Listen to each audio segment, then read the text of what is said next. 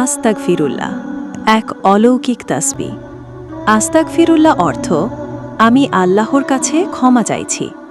এই ছোট্ট বাক্যটি দেখতে সাধারণ মনে হলেও এর ভেতরে লুকিয়ে আছে অপার শক্তি। এটি সবচেয়ে ছোট ইস্তেগফার হল, যারা একে নিয়মিত পড়েন তাদের জীবনে আল্লাহ তাআলা এমন সব দোয়া কবুল করে নেন যা তারা কল্পনাও করতে পারেন না।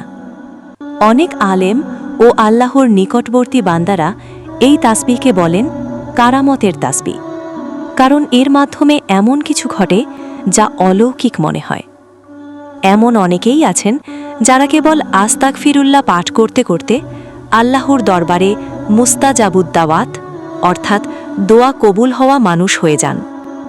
আপনি কি হতাশ, অভাবে আছেন, জীবনে হতাশা ঘিরে ধরেছে, অর্থকষ্টে দিন কাটছে, গুনাহের বোঝা ভারী হয়ে গেছে, ভালো জীবনসঙ্গী খুঁজে পাচ্ছেন না, বারবার দোয়া করেও ফল পাচ্ছেন না?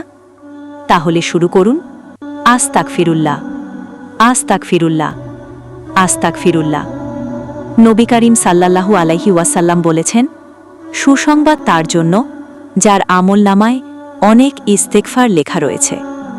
আপনি যে কোনো সময় এই তাসবিহ পাঠ করতে পারেন, বসে, শুয়ে, হাঁটতে হাঁটতে, গাড়িতে, কাজের ফাঁকে, শুধু টয়লেট ছাড়া।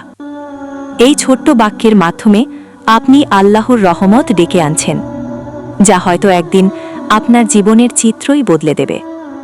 যখন আল্লাহ আপনার দোয়া কবুল করে নেবেন, তখন হয়তো আনন্দে চোখ ভিজে উঠবে অশ্রুতে, আর আপনি নিজের অজান্তেই বলে উঠবেন, হে আমার প্রভু, আমি তো কখনো তোমাকে ডেকে নিরাশ হইনি। হে আমার প্রতিপালক, আমি তো কখনো তোমাকে ডেকে নিরাশ হইনি। আসুন আমরা সবাই ইস্তেগফারকে জীবনের অভ্যাসে পরিণত করি। আল্লাহ আমাদের সব গুনাহ মাফ করে দিন এবং তার রহমতের দ্বার উন্মুক্ত করে দিন। আমিন। ভিডিওটি ভালো লাগলে অবশ্যই বন্ধুদের কাছে শেয়ার করে দিবেন। ধন্যবাদ সবাইকে।